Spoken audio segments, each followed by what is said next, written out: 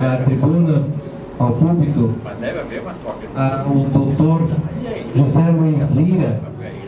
Doutor José Luiz Lira é professor da Universidade Estadual do Vale do Acaraú, na UVA, no Ceará. É escritor e PhD em Direito pela Università degli Studi di Messina, na Itália. É também cavaleiro e membro da Pontifícia Ordem Equestre do Santo Sepulcro de Jerusalém, para falar sobre a canonização dos pastorinhos de Fátima. Boa tarde. Todas as autoridades já foram nominadas e cumprimentadas, de modo que eu inicio com as palavras de Jesus. Graças te dou, Pai, porque escondestes estas coisas aos sábios e as revelastes aos pequeninos. Depois de tão sábias palavras aqui pronunciadas, eu me sinto pequeno, sinceramente, para falar do tema. Mas nós iremos falar de duas humildes crianças, como dizia o Dr. Sepúlveda em sua palestra. E antes nós iremos apresentar um pouco do que é o processo de beatificação e de canonização. É claro que em rápidas palavras, porque o tema é muito amplo, a santidade de crianças e adolescentes, e finalmente nós apresentaremos o caso o milagre que possibilitou a beatificação, e agora, ainda com o sigilo canônico dos nomes, do nome do miraculado, uma criança de São Paulo, nós falaremos sobre o milagre, mas sem poder, porque só dia 11 de maio, numa coletiva, é que vai ser revelada a identidade do miraculado. Antes de tudo, eu agradeço a doutora Rita de Sá, de Sá Freire, e o doutor Antônio Augusto de Sá Freire pelo honroso convite e da responsabilidade que eu só soube ontem que iria fazer a apresentação formal de todos os palestrantes. Desde os primórdios, a Igreja celebra as virtudes e o heroísmo daqueles que se destacaram no cumprimento dos preceitos divinos. Os primeiros santos foram os mártires da fé cristã, ou seja, aqueles que cumpriram o preceito bíblico deixado por Jesus: quem perder a sua vida por amor de mim, achá-la-á. O processo de canonização teve início em 880 d.C., com o Papa João VIII. Até então, não tinha havido o cisma que fez surgir a Igreja Ortodoxa. Portanto, os santos declarados até essa data são venerados pelas duas igrejas. A partir daí, cada igreja foi reconhecendo os seus santos sem obrigatoriedade de culto nas duas. A primeira preocupação com critérios aprofundados para ocorrer a declaração de santidade de um cristão se observa nos pontificados dos papas Urbano II, Calixto II e Eugênio III, todos entre os séculos XI e XII, que recomendaram que as virtudes e os milagres dos justos, que pareciam dignos de ser inscritos no catálogo dos santos, o livro da vida, conforme a gente lê em Filipenses, fossem examinados de preferência em concílios, e principalmente em concílios gerais, como ensinou o grande teólogo Dom Estevão Bittencourt, que provavelmente, muito em breve, será estudado em processo de beatificação, conforme o entendimento da Arquidiocese do Rio. Em 1587, o Papa Sisto V criou a Congregação Sagrada dos Ritos, a antecessora da Congregação para as Causas dos Santos. Ela ficou responsável para aferir todos esses processos. Em princípio, não havia beatificação, era canonização direta. Então, um pouco depois dessas reformas do século XII, é que já se fala em canonização. Por exemplo, a gente diz Santo Antônio foi o santo que mais rápido foi canonizado na história, mas ele não teve beatificação, foi canonização direta. E naquela época não havia necessidade de um milagre formal. A fama de santidade já levava o servo de Deus ao altar. Deste período até os dias de hoje, muitas mudanças ocorreram e isso seria o tema de uma palestra. Essa rápida introdução é para mostrar como surgiu o processo. O Papa Alexandre III, que antecedeu Sixto V, e o Papa Urbano VIII, sucessor de ambos, declararam que somente ao Sumo Pontífice cabe o direito de apresentar santos à veneração dos fiéis, determinando a proibição de culto a pessoas não beatificadas ou canonizadas pela Santa Sé. Antes, as dioceses... Culto público, sim. O culto particular não é impedido. Qualquer servo de Deus, qualquer pessoa... É tanto que nas orações preliminares, logo que é aberto um processo de beatificação ou de canonização, a causa normalmente faz uma oração para uso particular. Esse uso particular não é impedido de eu ter na minha casa uma imagem, vou citar uma serva de Deus futura, da princesa Isabel e de prestar culto. Não tem problema nenhum, é uma coisa particular minha. Agora, publicamente, não podemos. A santidade de crianças e adolescentes. Ao longo da história da salvação, a história da Santa Madre Igreja, poucas são as crianças que foram declaradas santas, muito embora no Evangelho Jesus diga, ele chamou para junto de si as criancinhas, dizendo, deixai vir a mim as crianças, não as impeçais, pois o reino de Deus pertence aos que são como elas. Em verdade eu vos digo, quem não acolhe o reino de Deus como uma criança, nele não entrará. Nos primeiros anos do cristianismo, vemos em Roma o martírio de São Tarcísio, aos 12 anos de idade. Segundo a tradição, ele ajudava, após ajudar na celebração de uma missa do Papa Sixto II, ele levou a Sagrada Eucaristia a cristãos prisioneiros. E neste inteirinho ele foi sacrificado defendendo a Sagrada Hóstia com o corpo de Nosso Senhor Jesus Cristo. Este mártir, é possível que ele tenha sido, pela data, a ata de martírio dele, o martírio deveria ter acontecido em 6 de agosto de 258, mas a igreja o celebra em 15 de agosto. Outro jovem que viveu em Roma naqueles primeiros tempos da era cristã foi São Pancrácio. Era filho de nobres romanos, muito ricos, mas que não professava a fé cristã. Ele foi martirizado em 12 de maio de 304. Nesse mesmo período, ou bem próximo, não há data segura, embora se tenha certeza da existência dela, aos 12 anos foi martirizada Santa Inês. Sobre Santa Inês, o grande Santo Ambrósio de Milão, um dos pais da igreja, afirma que se monstruosa foi a crueldade que não poupou uma criança, muito maior foi o poder da fé que levou uma criatura de tão pouca idade a dar um testemunho tão veemente. No século XVII, temos várias crianças martirizadas no Japão, em Nagasaki, durante as perseguições aos primeiros cristãos daquelas terras. Já nos dias mais recentes, nós temos o primeiro jovem não mártir canonizado, São Domingos Sábio, discípulo de Dom Bosco. Era uma criança de virtudes extraordinárias que impressionou seu mestre, a ponto de ele próprio escrever sua primeira biografia. A biografia que compõe o processo de beatificação de São Domingos Sábio foi escrita por Dom Bosco. Ele tinha um lema, antes morrer do que pecar. Viveu no século XIX e viveu santamente 15 anos, quando foi diagnosticado como tendo tuberculose, e logo começou a sangrar, o que apressou sua morte. É padroeiro dos cantores da igreja, delinquentes juvenis, explique-se. Dom Bosco começou o trabalho pegando crianças de rua para educá-los e trazê-los à fé cristã. Daí a razão, embora São Domingos Sábio não tenha sido delinquente juvenil. E ainda dos coroinhas, que o tem com maior devoção. Santa Maria Gorete, aos 12 anos, sofreu martírio defendendo sua fé e sua pureza em 1902.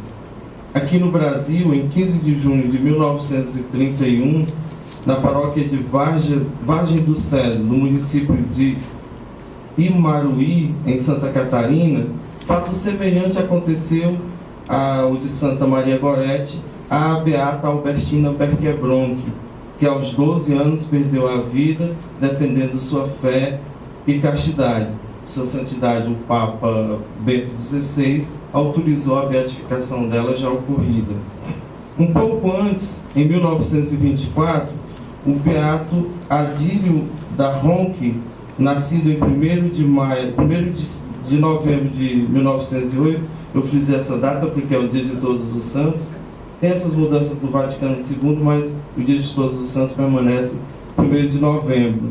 Ele nasceu no município de Cachoeira do Sul e foi martirizado com o padre Manuel Gonzalez por pessoas ímpias que não defendiam a fé cristã. Em 1928, foi martirizado no México São José Santos de Rio, São José Luiz, meu patrono, tenho um carinho muito grande por ele. Ele nasceu em 1913 e com menos de 15 anos se alistou nas fileiras dos cristãos e heroicamente combateu aqueles ímpios na defesa da fé cristã. Ele foi beatificado em 20 de novembro de 2005 e canonizado no dia 16 de outubro de 2016. Finalmente, embora não caiba a palavra finalmente, que eu ainda vou falar alguns tópicos, mas vamos ao tema da palestra. O processo de beatificação e de canonização dos pastorinhos. A exemplo de São Domingos Sábio, beatificados sem a presença do martírio por sua santidade, o Papa João Paulo II, a 13 de maio de 2000, temos Francisco e Jacinta Martos, videntes da aparição de Nossa Senhora em Fátima, Portugal, no ano de 1917, que serão canonizados no dia 13 de maio próximo, por sua santidade o Papa Francisco, na Cova da Iria, em Fátima. Nós podemos ressaltar que essas crianças, como bem nos ensinou o Dr. Sepúlveda, elas não sofreram martírio na literalidade da palavra, mas foram mártires na defesa da fé literal, pelo o tanto que elas sofreram na sua vida, prenderam essas crianças, fizeram um terror psicológico e elas não abriram mão da mensagem que Nossa Senhora nos enviou e que nós temos a obrigação de estudar, aprender e principalmente levar aos outros que não a conhecem nesse ano do centenário. Francisco nasceu em Aljustrel, a 11 de junho de 1908, adoeceu vítima da pneumônica em dezembro de 1918, aos 10 anos, e faleceu no mesmo povoado onde nasceu, em Aljustrel, às 22 horas do dia 4 de abril de 1919. Jacinta nasceu irmã de Francisco, nasceu na mesma localidade, a 11 de março de 1910, também faleceu vítima da pneumônica, adoecendo junto com o irmão, no mesmo período, no mesmo mês. Esteve internado no Hospital da Vila Nova de Ourém e, por fim, em Lisboa, no Hospital Dona Estefânia, onde faleceu às 22 horas e 30 minutos do dia 20 de fevereiro de 1920. Como os dois têm um milagre único para a beatificação e para a canonização, a Santa Madre Igreja resolveu atribuir 20 de fevereiro como a data da comemoração oficial dos dois. Embora aqui em Portugal, não é, doutor Sepúlveda, se celebra distintamente os dois e se celebra coletivamente no dia 20 de fevereiro. Em setembro de 1935, o corpo de Jacinta foi trasladado da Vila Nova de Ourém a Fátima e uma grande surpresa se constatou. O corpo da menininha Jacinta está incorrupto, esteve incorrupto até aquela data. Ele foi fotografado e o bispo de Leiria, Fátima, Dom José Alves Correia e Silva, enviou uma foto à irmã Lúcia. E naquela ocasião pediu que tudo que ela soubesse sobre os primos, ela relatasse. São os primeiros dados para o início do processo de beatificação. Era a primeira biografia dos santos, dos dois novos santos, que ficou pronta no Natal de 1935. O processo de beatificação e de canonização teve início em 30 de abril de 1952, Foram 2 processos na forma do direito canônico de então, e foram 140 sessões, 52 testemunhos. Nesse mesmo ano, o corpo de Jacinta e as relíquias de Francisco foram levadas para o santuário de Nossa Senhora de Fátima. Durante algum tempo, o processo ficou parado, literalmente parado. Razões a gente não conhece, mas às vezes tem essas perseguições em todas as causas de santos. Até que foi concluído em 1979, sob o número 13, e começa com o número 13 do 13 de maio, e não é ironia, porque estava no curso, número 1380, caracterizado como virtudes heróicas. A validação na Congregação das Causas dos Santos se deu em 6 de novembro de 1987, e no ano seguinte a posício, que o processo normalmente tem vários volumes. Então se faz a posício, um termo em latim, em italiano, no idioma do santo, no caso português, e em latim, que é o principal, que os bispos da causa dos santos e o cardeal só leiam o processo em latim. Então são 3 peças que são elaboradas, resumindo o processo, tudo que houve, e então a comissão de teólogos é a primeira a se reunir. Em 16 de dezembro de 1988, a comissão de teólogos deu por aprovado o processo. Então, em 13 de maio daquele ano, os pastorinhos foram considerados veneráveis, com a aprovação das virtudes heróicas, assinadas pelo Papa João Paulo II, abrindo caminho para a beatificação. Em 21 de novembro de 1997, foi aprovado o processo de um milagre.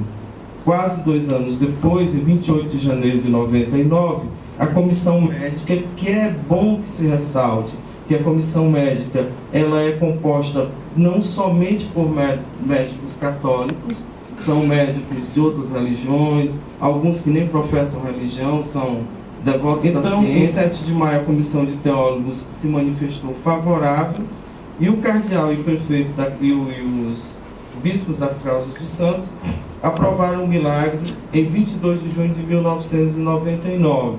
E, finalmente, em 28 de junho de 99, o Santo Padre, o Papa João Paulo II, decretou o milagre como plenamente válido e aprovado. Lidando com esses temas há aproximadamente uns 15 anos, observo que muitas pessoas desejam saber que milagre possibilitou a beatificação ou a canonização. É constante nas páginas que a gente acompanha, as páginas de agiografia, de argeologia, de direito canônico, as perguntas. Então, eu vou adiantar aqui um pouco do milagre que aconteceu e que foi pouco divulgado, até mesmo em Portugal, não é, doutor Sepúlveda? Que aprovou a beatificação dos pastorinhos. Foi a senhora Maria Emília Santos, então com 69 anos, residente no Lar São Francisco em Leiria. Ela viveu 22 anos de uma paralisia que ninguém parecia capaz de curar, nem a medicina, nem as orações que foram feitas. A recuperação dela é a base da beatificação dos pastorinhos, e muita gente em Portugal questionava esse milagre, diziam que não havia milagre, mas há um milagre claro e evidente. Para o reconhecimento formal, essa senhora de mais de 60 anos passou 5 dias em Roma, uma exigência complementar que foi dada.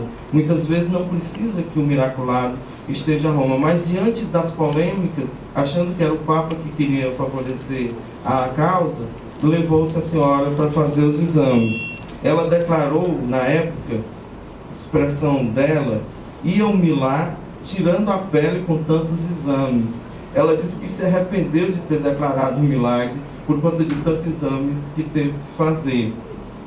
Ela tinha 16 anos, trabalhava, havia 5 em Lisboa, onde estava a servir na casa da patroa, quando começou a sentir os primeiros problemas nas pernas, que levaram a essa paralisia de 22 anos. Diz ela, isso são dados do próprio processo de beatificação.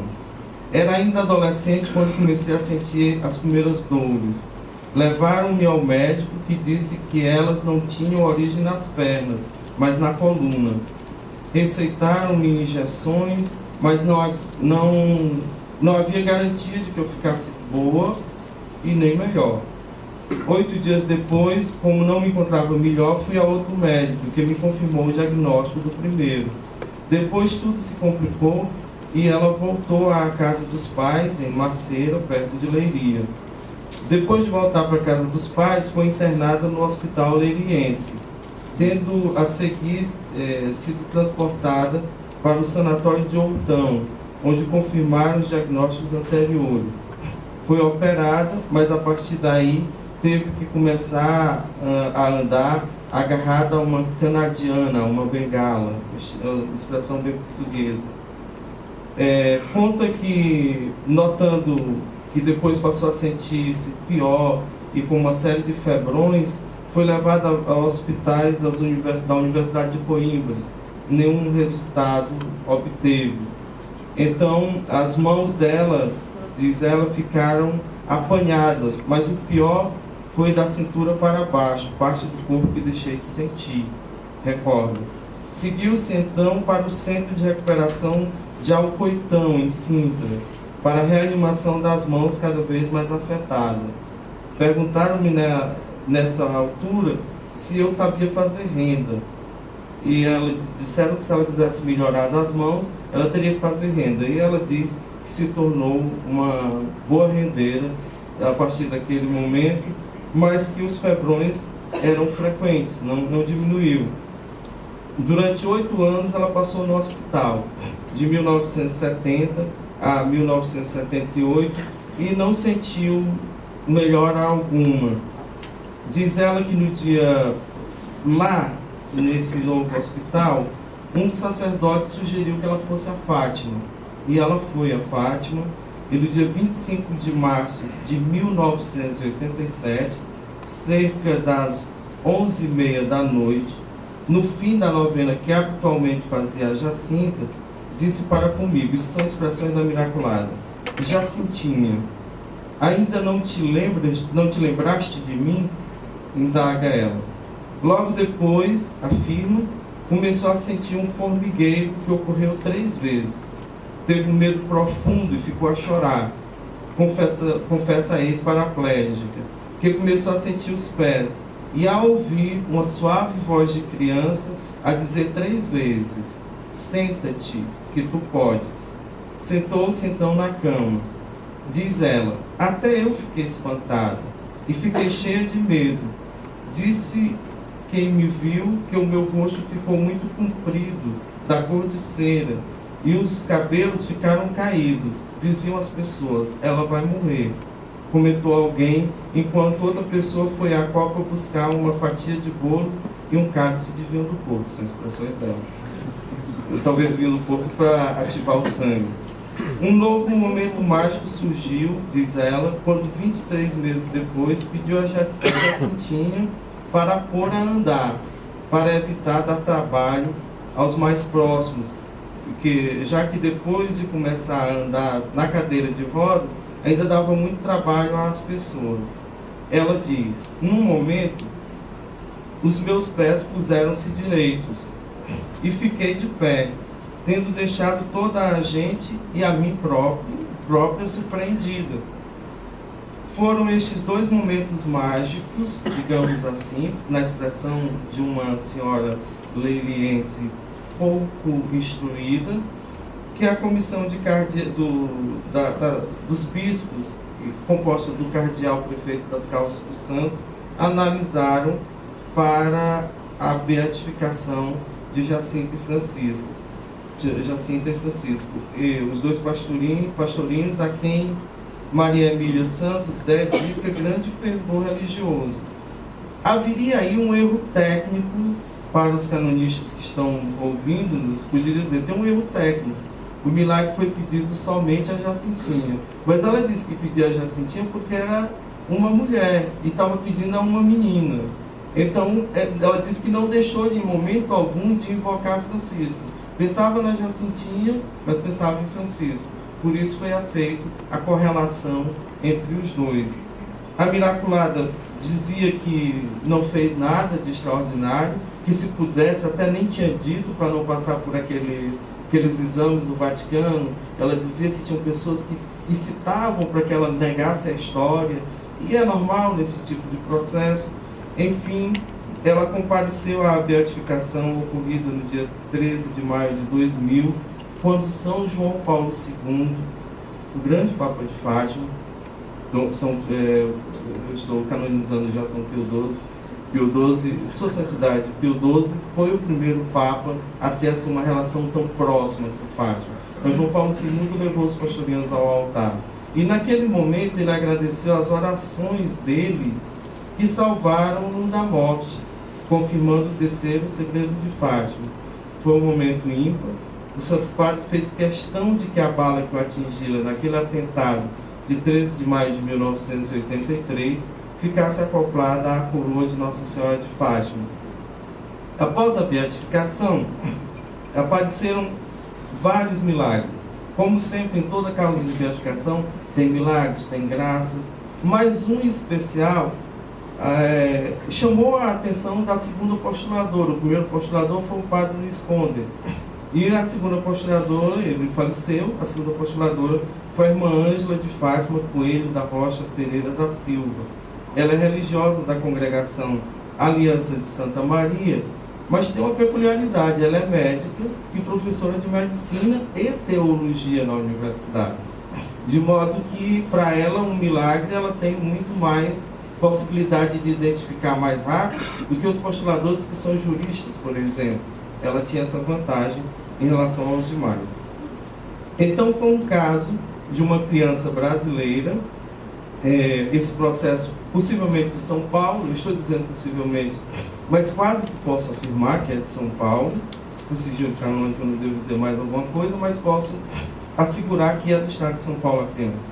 O caso deste milagre foi encerrado em 8 de fevereiro de 2013, e de lá até março último, ele passou por todas aquelas fases que nós citamos em relação ao milagre da beatificação. Até que, no dia 23 de março passado, o Santo Padre decretou como válido o milagre desta criança, que estava na casa do avô, brincando com a irmãzinha, quando caiu por acidente de uma janela de cerca de 7 metros de altura, sofreu um grave traumatismo crânioencefálico com a perda de material cerebral. No momento do incidente, o pai da criança, que havia invocado Nossa Senhora de Fátima, e os dois pequenos beatos, naquele momento ele invocou Nossa Senhora de Fátima e os pastorinhos Francisco e Jacinta: curem meu filho. Então, naquela mesma noite, os familiares e uma comunidade de irmãs de clausura rezaram com insistência, pedindo aos pastorinhos a cura daquela criança. Levada ao hospital em coma, a criança foi operada. Caso sobrevivesse, nós temos um neurologista na plateia, que sabe bem do que eu estou dizendo, mais do que eu, ela teria estado vegetativo ou, no máximo, teria graves deficiências cognitivas. A criança, milagrosamente, 3 dias depois do pedido, saiu do hospital recebendo alta sem qualquer trauma, qualquer dano neurológico ou cognitivo. Em 2 de fevereiro de 2007, uma equipe médica deu parecer unânime sobre o caso, como cura inexplicável do ponto de vista científico. A canonização de Santa Jacinta Marto, de 10 anos, e de São Francisco Marto, de 11 anos, os colocará entre os mais novos santos em idade no livro sagrado do catálogo das causas dos santos. Era o que a gente queria apresentar e esperamos que em breve, dia 13 de maio, esperamos que as televisões transmitam para que nós assistamos. Um participante nosso vai estar em Fátima e eu peço que ele reze por nós naquele momento. Portanto, Santa Jacinta Marto, já podemos chamá-los assim, e São Francisco Marto, interceder por nós. Viva a Virgem Nossa Senhora de Fátima, a Santa Rainha do Rosário. Muito obrigado.